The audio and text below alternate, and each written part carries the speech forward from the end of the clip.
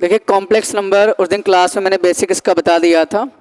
तो आज की क्लास में थोड़ा ये बताना था, कॉम्प्लेक्स नंबर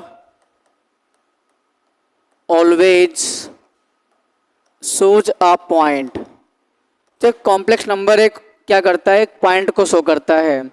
एग्जाम्पल मैंने आपसे कह दिया, Z1 is equal to 2 plus 3i, Z2 is equal to -2 minus 3i, Z3 is equal to 4 minus 2i, और Z4 आपके पास -1 और माइनस i√3/2 है। और इसको आपको लोकेट करना है आर्गेंड प्लेन में। हम कॉम्प्लेक्स नंबर में आर्गेंड प्लेन बच्चों बोलते हैं।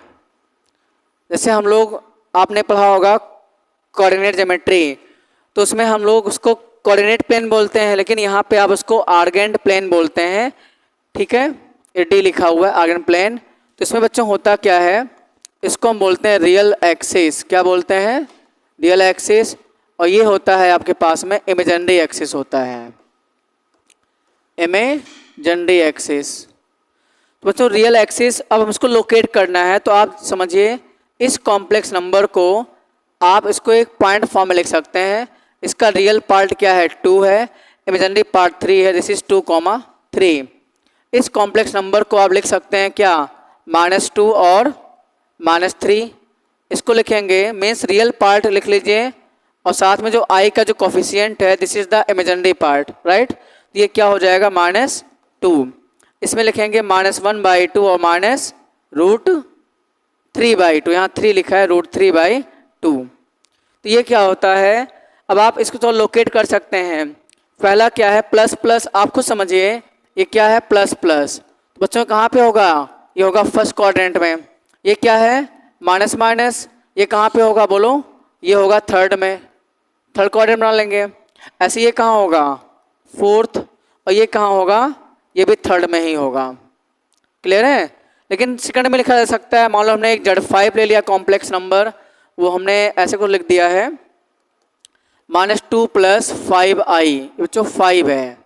तो यहाँ पे एक बनेगा पॉइंट, क्या होगा? -2 और +5 हो जाएगा। देखिए आप, माइनस प्लस बन रहा है, तो ये हो जाएगा सेकेंड क्वाड्रेंट में सिचुएटेड हो जाएगा। इसलिए बता रहे हैं बिकॉज आज का जो कॉन्सेप्ट है वो हम बताने वाले हैं आपको किसी भी कॉम्प्लेक्स नंबर का पोलर फॉर्म। अगर आपको किसी भी कॉम्प्लेक्स नंबर का पोलर फॉर्म लिखना है तो उस केस में हम इसका यूज करते हैं। तो अगर इसमें कुछ नोट करना है प्लीज़ इसको नोट करें, फिर आगे बढ़ते हैं।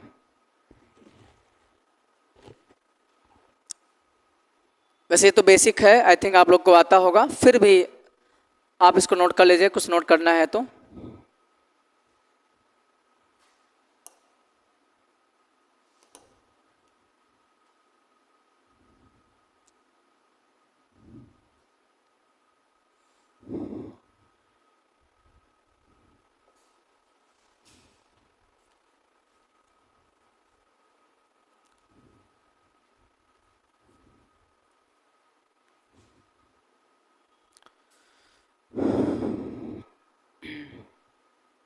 नोट कर लिया है? ठीक है, आगे बढ़ते हैं। नोट करना है।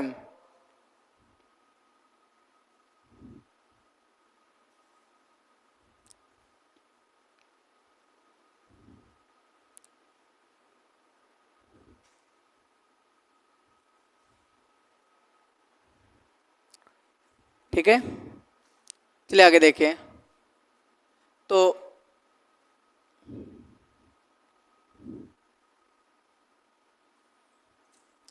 बच्चे जो नया कॉन्सेप्ट है वो है polar form of a complex number. Polar form of a complex number. किसी भी कॉम्प्लेक्स नंबर का पोलर फॉर्म क्या होता है ये आप लोग को हम बता देते हैं। तो पोलर फॉर्म होता क्या है, अगर मान लेते हैं let there be a complex number, साथ साथ में नोट कर लेंगे, Z is equal to a + ib, where A comma B belongs to real number, जहाँ बच्चे ए कॉमा बी जो होगा वो एक रियल नंबर होता है, then Z can be written as Z is equal to mod Z cos theta plus I into sine theta, where mod z represents the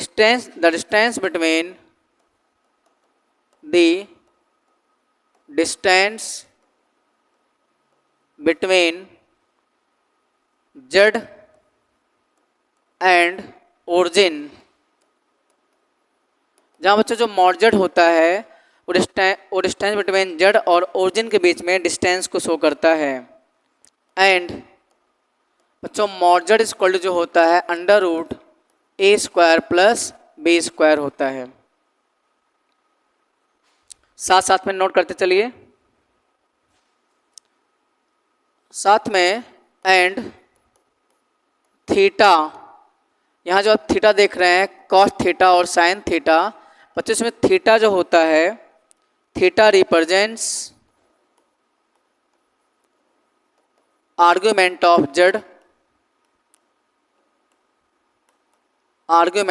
Z, इसी को बच्चों हम साथ में एम्पलीट्यूड ऑफ जेड भी बोलते हैं, बात एक ही है।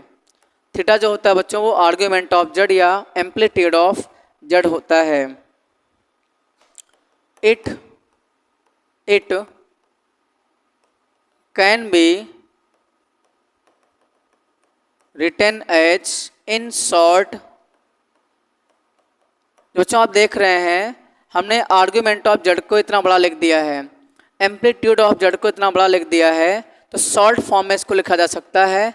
आर्ग्यूमेंट ऑफ जेड को हम ए आर जी जेड कहते हैं और एम्पलीट्यूड ऑफ जेड को शॉर्ट फॉर्म में A M P of Z बोलते हैं, एम्पलीट्यूड ऑफ जेड कहा जाएगा उसको।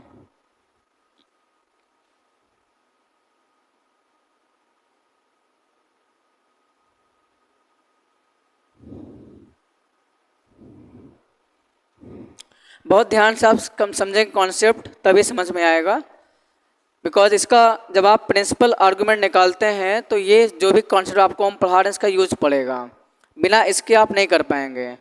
और आपको बुक से और अलग से थ्योरी नहीं पढ़नी है, जितना हम आपको लिखवा रहे हैं इसी को थ्योरी पढ़ना है, बुक से अलग नहीं पढ़नी है, क्योंकि जो थ्योरी आपको बता रहे हैं ये सब थ्योरी कई बुक से मिक्स है, आर डी शर्मा अग्रवाल जो बुक आती है उससे मिक्स है।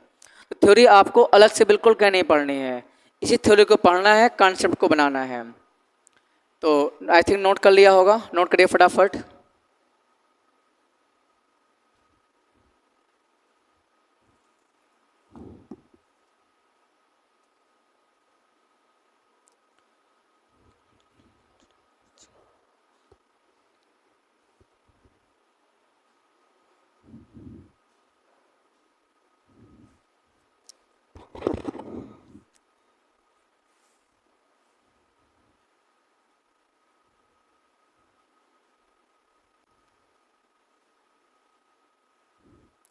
ठीक है बच्चों, नेक्स्ट जो कॉन्सेप्ट है इसी का अगला कॉन्सेप्ट है,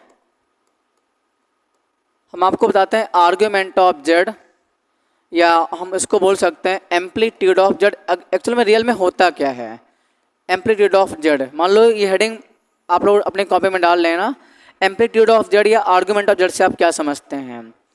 तो बेसिकली बच्चों होता क्या है, it is the angle that the line joining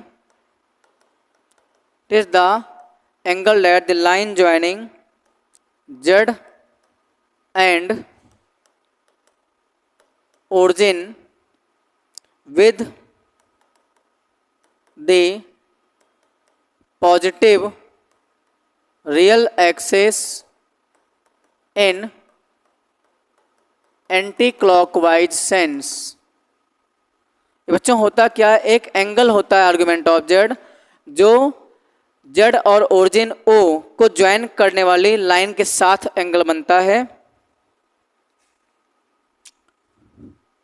this angle is called, this angle is called argument of Z.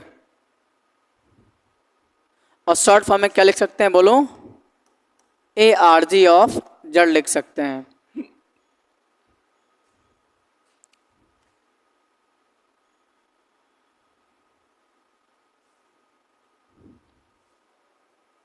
अब आपको जो भी लिखाया है इसको हम आपको कुछ ग्राफ बना के आपको बताते हैं क्या एक्चुअल में है। बच्चों इसको बोलते हैं हम कॉम्प्लेक्स नंबर में रियल एक्सिस और इमेजिनरी एक्सिस, जैसे हम क्या बोलते हैं एक्चुअली ये क्या होता है, ये होता है एक्स एक्सिस होता है, एक्स एक्सिस, ये बच्चे होता है वाई एक्सिस। लेकिन कॉम्प्लेक्स नंबर में ऐसा ना बोल करके इसको हम क्या बोलते हैं, रियल एक्सिस बोलते हैं, रियल एक्सिस। और ये बच्चे क्या होता है, इमेजिनरी एक्सिस होती है। क्लियर है? और याद रखिएगा ये तो ओरिजिन है, ओरिजिन ओ। बच्चों जो ओरिजिन नहीं है, ओरिजिन भी अपने आप में क्या होता है, एक कॉम्प्लेक्स नंबर होता है। ओरिजिन को ओ लिखते हैं, डेट इज 0,0। तो मैं चाहूँ तो इसको लिख सकता हूँ क्या, 0 प्लस आई इंटू 0 लिख सकता हूँ। बोलो, तो ओरिजिन भी क्या होता है, एक कॉम्प्लेक्स नंबर ही होता है, ओरिजिन ओ। और बच्चे यहाँ पे क्या है, बोलो यहाँ पे क्या है, जेड है। और जेड हमने क्या माना था, जेड मेरे पास में बच्चों क्या था, a plus I into B था। लेकिन जब आप इसको लिखेंगे पॉइंट फॉर्म में जेड, तो क्या लिखोगे बोलो, a कॉमा बी लिखेंगे। क्लियर सभी को? तो यहाँ आप लिख लेंगे a कॉमा बी, और आप इसको o से जेड को मिला देंगे तो ये क्या बन जाएगी, एक लाइन बन जाएगी, दिस इज द लाइन। और बच्चे ये लाइन ध्यान दो, लिखा भी है line joining Z and origin with positive real axis in anti clockwise sense. तो बच्चे ये होता है anti clockwise, this is the anti clockwise. इसके साथ जो एंगल थीटा बनाएगा इसी को बोलेंगे आर्ग्यूमेंट ऑफ जेड बोलते हैं। अब समझिए हम क्या करेंगे बच्चों, जेड से इसको डॉटेड फॉर्म में मिला देंगे नीचे परपेंडिकुलर फॉर्म में। तो बच्चे ऐसा करने पर मेरे पास में मान लो ये पॉइंट एम है, तो बच्चे ऐसा करने पर मेरे पास में एक ट्रायंगल बन रहा है क्या, O Z M, right triangle है। तो triangle O Z M is right triangle, right triangle, ठीक है। सो आपको बच्चों को पता होगा कॉस थीटा। मुझे अच्छा ये बताइए, अगर पॉइंट जेड बच्चे ए कॉमा बी है तो बच्चे ओ से लेके एम तक ये क्या हो, डिस्टेंस ए रहा होगा, बोलो। और एम से लेके जेड तक बच्चे ये क्या रहा होगा, बी, दिस इज बी, तभी तो जेड ए कॉमा बी आया है। और मुझे बताइए ओ से लेके जेड तक इसको क्या बोलते हैं हम लोग, मॉड जेड बोलेंगे। ओ से लेके जेड तक की जो डिस्टेंस होती है उसको बोलते हैं मैग्नीट्यूड ऑफ जेड बोलते हैं। और कॉस थीटा का फॉर्मूला मुझे आप लोग बताइए क्या फॉर्मूला होता है बच्चों, बोलो भाई, base upon hypotenuse, B for base, H for hypotenuse. बच्चे बेस क्या है, ओ एम, और हाइपोटेनस क्या है, बोलो O Z. Base O M की वैल्यू कितनी है, ए, और ओ जेड क्या है, मॉड जेड है। तो कॉस थीटा का जो फॉर्मूला आ गया वो ए अपॉन मॉड जेड आएगा, ठीक है। और आपको मैंने बताया था कि बच्चों मॉड जेड जो होता है वो क्या होता है, बोलो अंडर रूट ए स्क्वायर प्लस बी स्क्वायर। यह मैंने आपको बता भी दिया था कि रियल पार्ट ऑफ जेड का होल स्क्वायर, बोलो, और plus imaginary part of Z का बच्चे क्या होता है, होल स्क्वायर होता है रूट के अंदर में, ठीक है। किसी भी कॉम्प्लेक्स नंबर का अगर मॉड जेड निकालना है तो उस कॉम्प्लेक्स नंबर का रियल पार्ट का स्क्वायर कर दीजिए और इमेजिनरी पार्ट का स्क्वायर करके ऐड कर देंगे तो मॉड जेड निकल आएगा, ठीक है। अब मुझे बताइए साइन थीटा बच्चों फॉर्मूला क्या होता है, परपेंडिकुलर अपॉन हाइपोटेनस होता है, बोलो पता होगा। परपेंडिकुलर क्या है, बोलो भाई, जेड एम, देखो जेड एम क्या है, जेड से लेके एम तो बच्चे परपेंडिकुलर है, और हाइपोटेनस सेम क्या है, ओ जेड। तो बच्चे जेड एम कितना है, बोलो भाई, बी अपॉन मॉड जेड आ चुका है।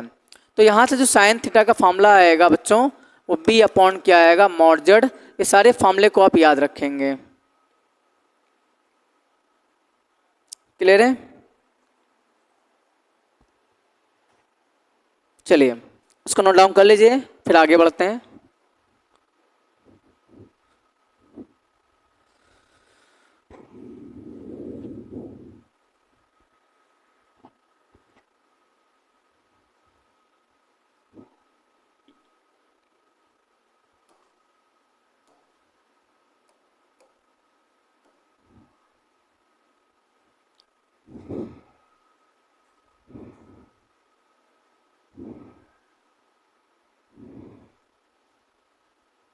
नोट हो गया?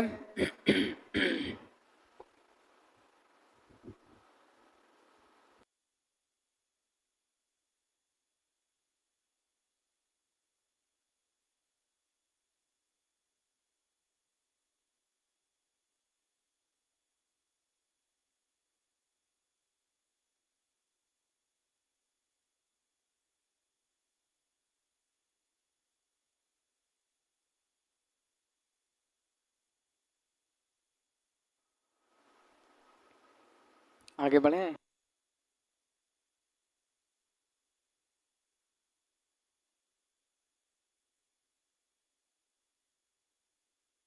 चलिए आगे देखिए। अब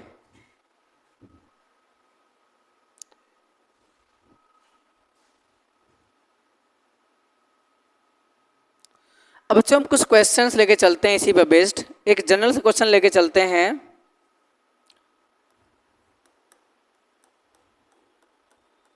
कन्वर्ट द कॉम्प्लेक्स नंबर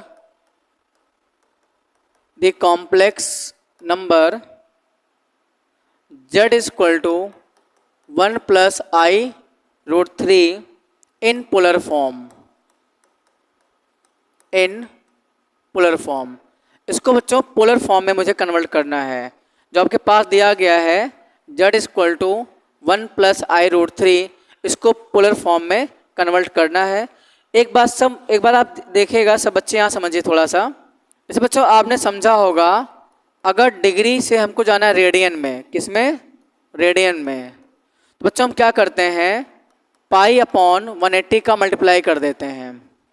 आप समझिए इधर, सपोज 60 डिग्री है, अगर हमें इसको इस 60 में पाई अपॉन 180 का आपने मल्टीप्लाई कर दिया तो बच्चों ये रेडियन में कन्वर्ट होता है।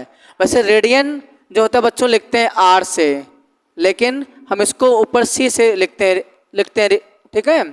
आर लिखकर सी लिखा जाता है, ऐसा बुक में लिखा है इसलिए बता रहे हैं।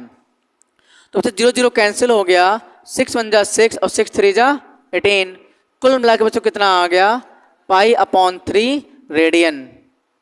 कुछ भी लिखा हो, हमने कहा 120 डिग्री, बच्चे डिग्री में है, जैसे आपने 120 में पाई अपॉन 180 का आपने मल्टीप्लाई करा दिया, 0 0 कैंसिल, 6 2 जा 18 और 6 2 जा 12 और 6 3 जा 18, क्या आ गया बोलो, 2 पाई अपॉन 3। तो बच्चों ये आ जाएगा रेडियन में आ जाएगा। क्लियर है? लेकिन उल्टा समझिए, इसको नोट कर लेंगे साथ साथ में। मैंने उल्टा कह दिया आपसे, इस बार बच्चों आपको दिया गया रेडियन, रेडियन से आपको जाना है किसमें, डिग्री में जाना है। बच्चे याद रखिएगा, अगर रेडियन से डिग्री में आप जा रहे हैं तो मल्टीप्लाई अपॉन करते हैं 180 अपॉन पाई का मल्टीप्लाई कर देते हैं। क्लियर है? जैसे मान लो मैंने कहा, ध्यान दीजिए, मैंने आपसे कहा 7 पाई अपॉन 6, ये रेडियन है। अगर बच्चे इससे आप डिग्री में जाना चाहते हैं तो 7 पाई अपॉन 6 में 180 अपॉन पाई का मल्टीप्लाई जैसे ही कर देंगे तैसे बच्चे किस में आ जाएगा, ये डिग्री में आ जाएगा। और देखो पाई से पाई कैंसिल, 6 3 जा 18, कितना आ गया 30 में 7 मल्टीप्लाई 30 और 33 7 21, तो 210 डिग्री आ जाएगा। ठीक है, तो जिसको ना पता होगा इन दोनों को आप नोट कर लीजिए, फिर इसको रेस करके हम इस क्वेश्चन को बताते हैं कि किसी भी कॉम्प्लेक्स नंबर को पोलर फॉर्म में कैसे लिखा जाता है। अगर आपको नहीं पता है प्लीज़ इसको नोट कर लीजिए। आप चाहो तो इसको कॉन्सेप्ट लिख करके इसको नोट डाउन कर सकते हैं, इतने पार्ट को सिर्फ।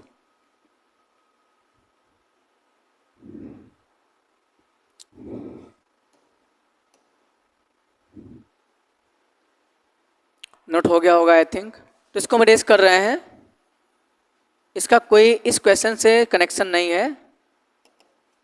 आइए इसको करके देखते हैं हम। तो बच्चों अभी थोड़ी देर पहले मैंने आपको बताया था, ध्यान दीजिए, polar form of Z is, Z is equal to बच्चों होता है mod Z cos theta plus I sine theta, ये होता है। फिर मैंने कहा कि सर कॉस थीटा का फॉर्मूला ध्यान दो बच्चों, ए अपॉन मॉड जेड होता है। फिर मैंने आपको बताया साइन थीटा का फॉर्मूला बच्चों क्या होता है, बी अपॉन मॉड जेड होता है। ये मतलब बता चुके हैं, इसका यूज करते हैं यहीं पे। तो जेड इज इक्वल टू बच्चों 1 प्लस, ध्यान दीजिए, आई रूट 3, बोलो, और Z is equal to let Z is equal to क्या, A plus I into B. Compare करेंगे तो बच्चों ए इज इक्वल टू 1 और B is equal to root 3 होता है। मैं कंपेयर किया बच्चों, ए की वैल्यू 1 आ गई, बी की वैल्यू रूट 3 आ गई। मॉड जेड का फॉर्मूला सबको पता है, अंडर बच्चे क्या होता है, ए स्क्वायर प्लस बी स्क्वायर, ए मीन्स 1 का स्क्वायर और रूट 3 का स्क्वायर। बोलो भाई, तो 1 का स्क्वायर 1, रूट 3 का square 3, 1 plus 3 4, 4 means root 2, sorry root 2 आ जाएगा, 4 का स्क्वायर रूट आ गया 2। तो बच्चे मॉड जो मेरे पास में 2 आ चुका है। क्लियर है भाई? अब आपको पता है क्या, कॉस थीटा, ध्यान दो बच्चे, फॉर्मूला क्या होता है, ए अपॉन मॉड जेड होता है। ए की वैल्यू बोलो 1 और मॉड जेड कितना है 2। अब इसके बाद ध्यान देंगे, थोड़ा इसको मैं ऊपर कर देता हूं।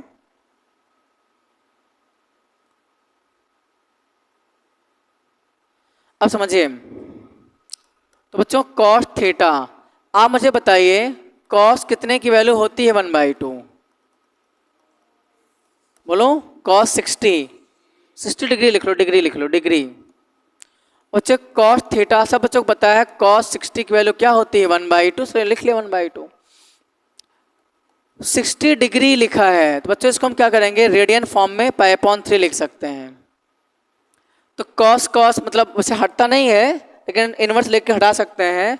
तो थीटा बच्चे यहाँ कितना आ जाएगा, पाई अपॉन 3 आ जाएगा। समझ गए, थीटा आ गया पाई अपॉन 3। सेम ऐसे ही साइन थीटा बच्चों फॉर्मूला होता है बी अपॉन मॉड जेड, ठीक है। तो sine theta is equal to B की वैल्यू, बोलो भाई, बी कितना है मेरे पास रूट 3, और मॉड जेड हमने निकाल लिया था, मॉड जेड कितना आया था 2 आया था। तो बच्चों आ गया साइन थीटा। अब मुझे बताओ साइन कितने की वैल्यू होती है रूट 3 अपॉन 2, बोलो, साइन 60, और 60 रेडियन फॉर्म में क्या होता है, पाई अपॉन 3। तो बच्चे थीटा यहाँ से कितना आ जाएगा, पाई अपॉन 3 आ जाएगा। क्लियर है भाई? अब सीधे आ जाइए, इसको पोलर फॉर्म में करते हैं कन्वर्ट। यहाँ लिखेंगे सो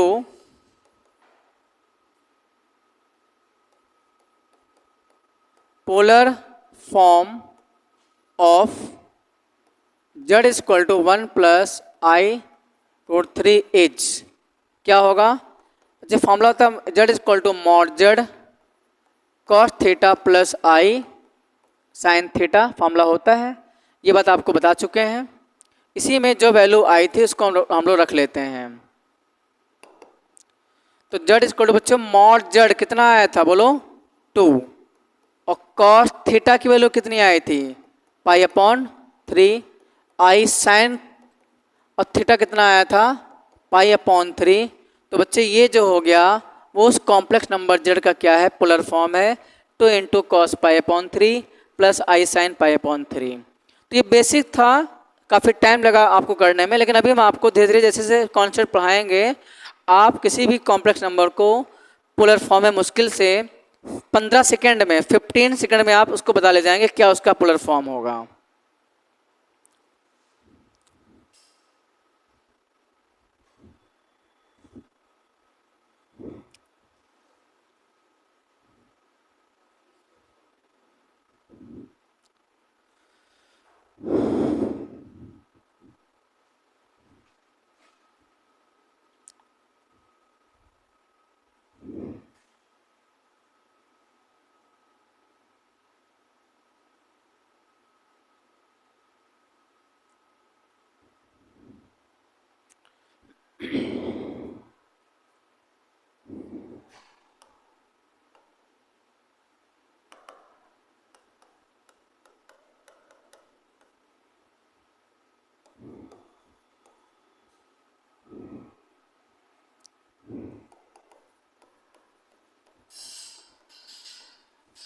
एक अगर नोट है alpha is one value of, मान लीजिए अल्फा अपने आप में एक आर्ग्यूमेंट ऑफ जेड है।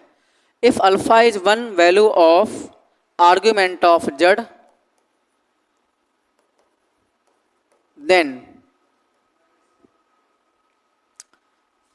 नोट हो गया है।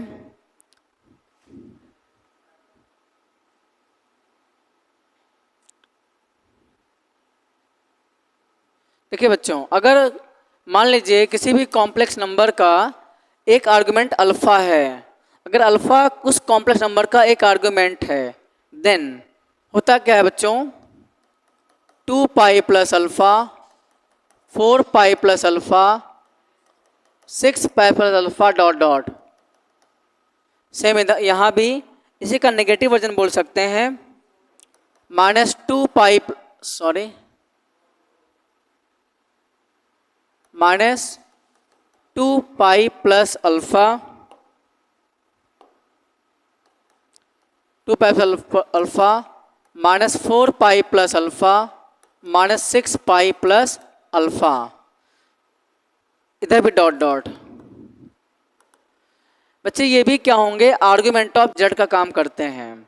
जैसे मान लीजिए, ध्यान दीजिए, इसके प्रीवियस क्वेश्चन में आपने देखा alpha is equal to pi upon 3, एक आर्गुमेंट आया था, एक आर्गुमेंट आया था। बच्चों अगर आप इसमें चाहो तो 2 पाई प्लस अल्फा ऐड कर लो, तो 2 pi plus pi upon 3, 3 two 6 plus 7 pi upon 3। बच्चों ये भी आर्गुमेंट ऑफ जेड कहलाएगा, ठीक है। This is also argument of Z. किसी ने कहा कि हम 4 पाई प्लस अल्फा निकालेंगे, बच्चों जो भी वैल्यू आएगी वो भी आर्गुमेंट ऑफ जेड कहलाएगी। तो किसी भी कॉम्प्लेक्स नंबर का, ध्यान देना, किसी भी कॉम्प्लेक्स नंबर का infinitely many argument of Z होता है। इस फॉर्मूले के अकॉर्डिंग कुछ भी कर सकते हैं, फॉर्मूला वेरीफाइड होगा तो यहाँ से बोल सकते हैं हम लोग, जो स्टेटमेंट लिखा रहे हैं तो आगे लिख से dot dot will also represent argument of Z. तो बच्चों इसको भी हम लोग आर्गुमेंट ऑफ जेड कह सकते हैं, ठीक है। तो यहाँ से क्या क्लियर हो गया, आप कहेंगे सर हेंस, हमको क्लियर हो गया सर, अगर इतने आर्गुमेंट, देखो इसका कोई एंड नहीं है। 6 पाई प्लस अल्फा, आगे क्या आएगा 8 पाई प्लस अल्फा, 10 पाई प्लस अल्फा, इसका नेगेटिव वर्जन भी आ जाएगा। इसकी कोई एंडिंग नहीं है, लगातार बढ़ती चली जा रही है। कुल मिला के इनफाइनाइट आर्गुमेंट ऑफ जेड 2 पाई के मल्टीपल में बढ़ता हुआ चला जाएगा। तो यहाँ से बोल सकते हैं hence every complex number, every complex number has infinitely many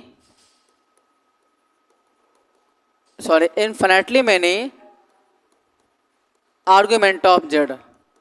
बच्चे हर एक कॉम्प्लेक्स नंबर के पास में क्या होगा, infinitely many argument of Z आएगा।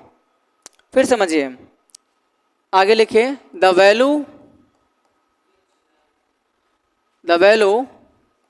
विच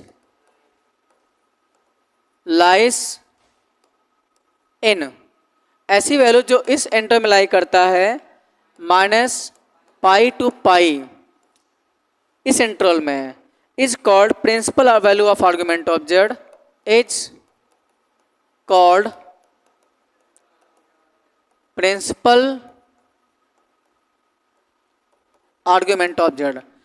बट बच्चों आर्गुमेंट ऑफ जेड की ऐसी वैल्यू जो इस इंटरवल में लाई करेगा, इस इंटरवल में -पाई टू पाई, तो उसको हम बोलते हैं principal argument of Z. This is the most important formula. बच्चों को अक्सर मिस्टेक होती है, किसी भी कॉम्प्लेक्स नंबर का हम कहते हैं कि प्रिंसिपल आर्गुमेंट ऑफ जेड बता दीजिए, तो आपको बच्चों इन्हीं इंटरवल में ही बताना है। मतलब -पाई और पाई के बीच में जो आएगा आर्गुमेंट, वही क्या होता है, प्रिंसिपल आर्गुमेंट होता है। उससे बियॉन्ड आप नहीं जा सकते, ठीक है। एंड साथ में लिखिएगा, and it is represented by, देखो इतना बड़ा लिखा है प्रिंसिपल आर्गुमेंट ऑफ जेड, तो बच्चों शॉर्ट फॉर्म में PARG जेड लिखा जाएगा, ठीक है। फटाफट नोट करिए इसको, प्रिंसिपल आर्गुमेंट ऑफ जेड।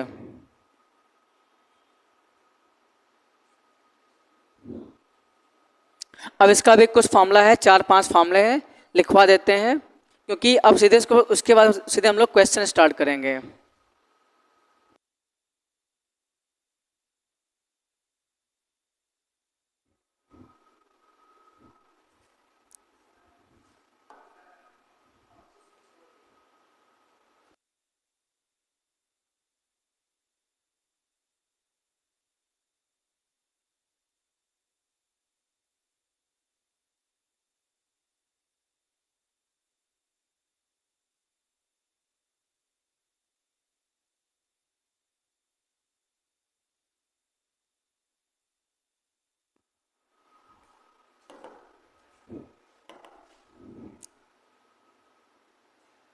देखिए नोट अभी अपना बाद में कर लेना, वीडियो यूट्यूब पे सेव कर देंगे, आप बाद में भी नोट डाउन कर सकते हैं मान लो नहीं नोट किया है तो। अब बच्चे अगली हेडिंग जो पड़ेगी सब बच्चे बहुत ध्यान से देखेंगे क्योंकि एक कॉन्सेप्ट बहुत इंपॉर्टेंट है। डायरेक्ट फार्मूला लिखेंगे heading, direct formula to find principal argument of Z, मतलब PARG ऑफ जेड। बच्चे इसको बोलते हैं किसी भी कॉम्प्लेक्स नंबर का डायरेक्ट फार्मूला है कि प्रिंसिपल आर्गुमेंट ऑफ जेड कैसे फाइंड आउट करते हैं। तो सेम बात है, लेट देयर बी आ, साथ साथ में लिख लीजिए, complex number Z is equal to A plus IB where A, B belongs to real number capital R। तो बच्चे केस 1 बनता है, if Z lies in first quadrant. अगर बच्चों Z जो होगा फर्स्ट क्वाड्रेंट में लाई करता है तो आप एक बात बता दें, आपको ध्यान दीजिए, ये बात हमने आपको बताया नहीं, अभी बात बताते हैं बच्चों। इसके पहले ध्यान दो, इसके पहले हम आपको बता चुके हैं कॉस थीटा कितना होता है, A अपॉन मॉड जेड बताया था। साइन थीटा क्या होता है बोलो, B अपॉन मॉड जेड। अगर बच्चे इसी स्टेप से मैंने ये कहा कि sine theta upon cos theta निकाल लीजिए, तो बच्चों साइन की value B upon mod Z, cos की value A upon mod Z. ध्यान दो इधर, तो बच्चे मॉड जेड से मॉड जेड कैंसिल हो जाएगा, तो साइन अपॉन कॉस क्या होता है, टेन थीटा, कितना आ गया B अपॉन A।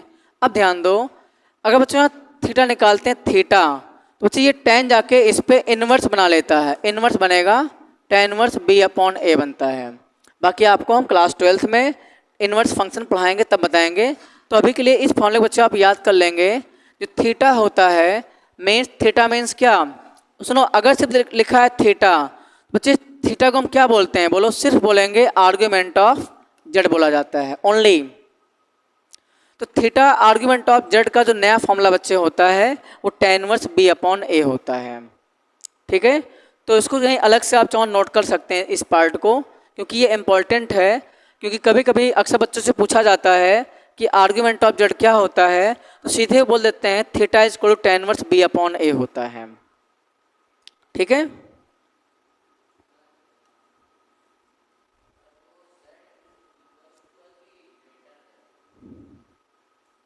यहाँ पे इक्वल है, इक्वल। ठीक है, आइए इसको हटा देते हैं फिर, तो सिंपल है, चलिए तो कोई बात नहीं, अलग से मान लीजिए। अगर बच्चों जेड फर्स्ट क्वाड्रेंट में लाई करता है, कैसे, फर्स्ट क्वाड्रेंट में जानते हो क्या होता है, प्लस प्लस हो, तो बच्चे जो इसका प्रिंसिपल आर्ग्यूमेंट ऑफ जेड होता है PARG जेड, बच्चों फॉर्मूला आप सीधे नोट कर लेंगे, ten inverse B upon A होता है। ठीक है, केस सेकेंड, सीधा आप केस सेकेंड देख लीजिए, लेकिन बच्चों याद रखिएगा, यहाँ पे सुनो ध्यान से, एक बता कंडीशन बच्चों, यहाँ पे क्या होता है, पुट A, B दोनों कैसे होने चाहिए, पॉजिटिव होने चाहिए, तभी तो होगा फर्स्ट क्वाड्रेंट में। आगे समझिए, केस सेकेंड है, if Z lies in second quadrant. अगर बच्चे जेड सेकेंड क्वाड्रेंट लाई करता है तो इसका फॉर्मूला जो आपके पास है, ध्यान रखिए, वो बच्चों होता है principal argument of Z is equal to, सीधा आप लिख लेंगे, देखो अगर जेड सेकेंड क्वाड्रेंट लाई करेगा तो उसमें हम देख लेंगे कैसा लाई कर रहा है, लेकिन हम जो ए और बी की वैल्यू होगी उसको एक्चुअल फॉर्म में रखेंगे, उसमें चेंज हम लोग नहीं करेंगे। तो इसका फॉर्मूला जो सीधा लिख लेंगे हम लोग, पाई प्लस थीटा बच्चे इसका फॉर्मूला होता है, ठीक है, सॉरी पाई माइनस थीटा लिख लीजिए, पाई माइनस फॉर्मूला क्या थीटा होता है। और सुनो, यहाँ पे जो ए और बी की वैल्यू होगी, ए एंड बी, वो होगा will be in actual form as given in question. अगर आप इसको लिख रहे हैं थीटा tan inverse B upon A जो लगा रहे हैं, तो फर्स्ट क्वाड्रेंट के लिए है। और सुनो मेरी बात सुनो, पाई माइनस मैंने लिखा है थीटा, बोलो लिखा है, तो मुझे थीटा की वैल्यू कितनी है, थीटा की वैल्यू बोलो tan inverse B upon A, तो चाहो तो लिख सकते हैं pi minus tan inverse B upon A होता है। तो बात एक ही है, इसमें ऐसा कुछ बात नहीं है। तो pi minus tan inverse B upon A आप सीधे सीधे इस फॉर्मूले को आप लिख सकते हैं, और ए और बी जिस फॉर्म में दिया होगा हम लोग उसी फॉर्म में लिख लेंगे, सीधी सी बात है,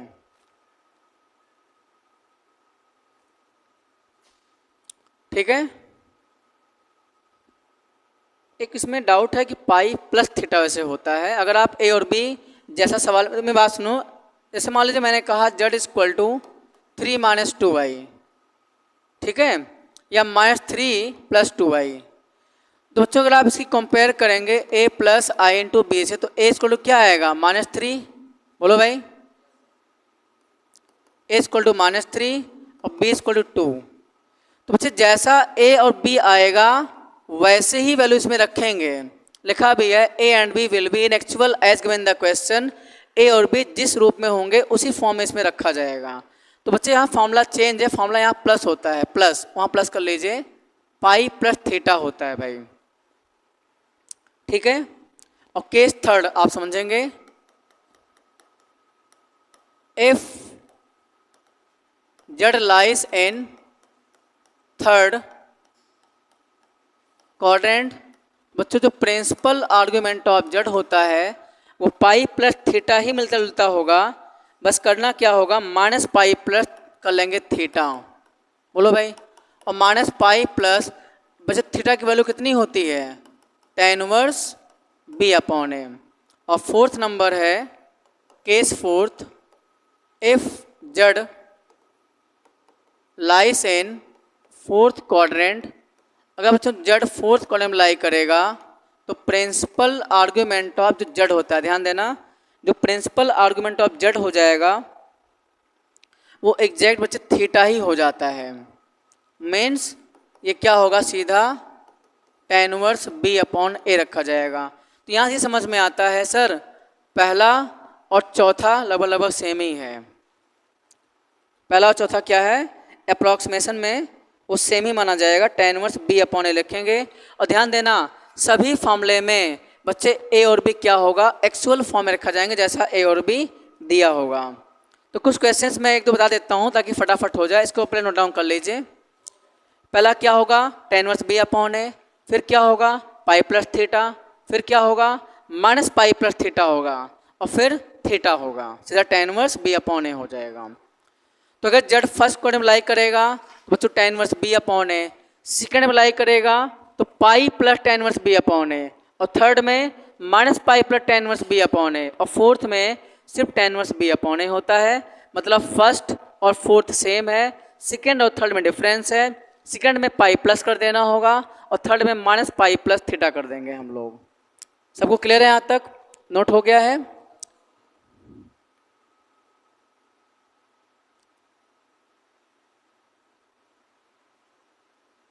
इससे ऊपर नहीं होगा।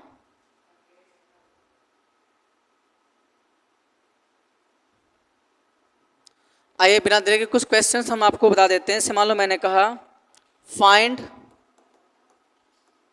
The principal argument of following complex numbers. Following complex number, जब कुछ कॉम्प्लेक्स नंबर का आपको principal argument of Z find out करना है। मैं एग्जांपल लिख देता हूँ। जैसे पहला क्वेश्चन है, ध्यान देना, -1 + i√3। अब ध्यान दो सब बच्चे, लेट इसको बच्चों हम जेड मान लेंगे, जेड इक्वल टू -1 + i√3। इसको बच्चों बना लो पॉइंट फॉर्म में, पॉइंट जेड क्या बनेगा, -1 और √3। तो बच्चे आप देखिए माइनस और प्लस कहाँ होता है, बोलो, सेकेंड क्वाड्रेंट में होता है, बोलो भाई। तो यहाँ लिखेंगे so principal argument of Z, बच्चों फॉर्मूला होता है पाई प्लस थीटा, ध्यान देना इधर। तो बच्चों पाई प्लस थीटा का फॉर्मूला क्या होता है, tan इनवर्स b/a होता है भाई। क्लियर है? किसी बच्चे को डाउट है इसमें? tan इनवर्स b/a हो जाएगा। अब ध्यान दो, पाई प्लस tan इनवर्स, जैसा बच्चे b और a की वैल्यू जो है वही रखेंगे। आप मुझे बताइए, ये a है और ये b है, बच्चों a की वैल्यू -1, b की वैल्यू √3 इसी में रखेंगे। तो -1 क्या होगा, √3 रख लेंगे सीधा, बोलो भाई। और सब बच्चे याद कर लेंगे, tan इनवर्स अगर अंदर में माइनस होगा तो माइनस बाहर आ जाता है, ये फॉर्मूला बल्कि आप सब बच्चे याद कर लेंगे। tan इनवर्स ऑफ -x बच्चों क्या होता है, -tan इनवर्स x होता है, ठीक है। तो इस हिसाब से ध्यान दीजिए, tan इनवर्स ऑफ ये क्या है, -x है, तो बच्चे ये माइनस बाहर निकल जाएगा। तो माइनस, ध्यान दो, माइनस क्या, -tan इनवर्स 1 क्या होगा, √3 होगा। और ध्यान दीजिए पाई माइनस tan इनवर्स, बच्चे 1/√3, 1/√3, tan कितने का मान होता है, tan 30, और 30 मीन्स क्या, π/6। आप सब बच्चों को पता है कि सर tan 30 वाली जो होती है 1/√3 होता है।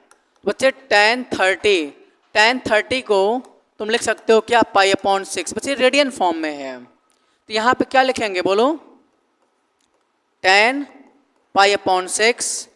तो tan इनवर्स tan कैंसिल हो जाएगा, तो क्या बचा, पाई माइनस π/6। थोड़ा इसको मैं ऊपर कर देता हूँ, ये देखिए,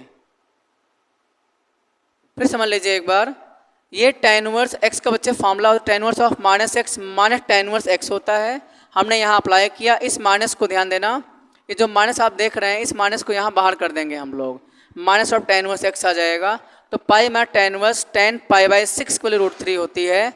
अब सॉल्व कर लीजिए, 6 हो गया एलसीएम, 6 पाई माइनस पाई कितना आ जाएगा, 5 π/6। तो इसका जो प्रिंसिपल आर्गुमेंट आएगा वो 5 π/6 आ जाएगा। एक और देखेंगे, क्वेश्चन देखेंगे, लास्ट क्वेश्चन एक देख लीजिए लास्ट, ताकि एक चैप्टर खत्म हो जाए। सॉरी, मतलब ये इस टॉपिक इसको खत्म कर दें। दूसरा क्वेश्चन देख लीजिए, मान लो मैंने कहा बच्चे -1 और प्लस i का बताना है, क्या, प्रिंसिपल आर्गुमेंट बताना है। तो सब बच्चे ध्यान दीजिए, -1 + i है, यस। तो आप कहेंगे सर एक काम कर लीजिए, लेट z इक्वल टू क्या, -1 + i। ध्यान दीजिए इधर, नोट बाद में। तो बच्चों इसको आप a + ib से कंपेयर करेंगे, तो a equal to -1, b equal to कितना आएगा, 1। तो बच्चे ये है क्या, ये कहाँ लाई करेगा, बोलो, सेकंड में, ये सेकंड में ही लाई करेगा, -1 + i जो होगा वो सेकंड में ही लाई करेगा। तो यहाँ सीधे आप लिख लेंगे क्या, belongs to second quadrant, sorry मतलब ये सेकंड में होगा, ऐसे सेकंड कर दीजिए, सेकंड में होगा, ठीक है भाई। अब मुझे बताइए प्रिंसिपल आर्गुमेंट ऑफ जेड का फॉर्मूला क्या होता है, ध्यान दो।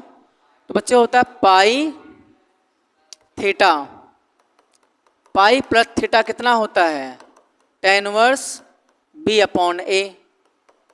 पाई प्लस टेन इनवर्स बी की वैल्यू 1 और ए की वैल्यू -1। तो बच्चों ये आ गया पाई प्लस टेन इनवर्स ऑफ -1 आया, अंदर में आ जाएगा क्या, -1 आ जाएगा। फिर समझिए, अभी बताया था फॉर्मूला, अगर टेन इनवर्स ऑफ -x, ध्यान दीजिए, टेन इनवर्स ऑफ माइनस बच्चे फॉर्मूला होता है माइनस टेन इनवर्स x, तो ये माइनस यहाँ से बाहर आएगा, तो माइनस क्या आ जाएगा, टेन इनवर्स 1 और पाई माइनस टेन कितना होता है 1, 45 और 45 मीन्स क्या, बोलो बच्चे 45 डिग्री जो होता है वो रेडियन में π/4 होता है, तो यहाँ पे आप 10 π/4 लिखेंगे, तो पाई माइनस टेन कट जाएगा, ये होगा π/4, ठीक है। तो 4 पाई माइनस 5 कितना आ जाएगा, 3 π/4 आएगा, ये आप नोट करिए। नोट नहीं हुआ है?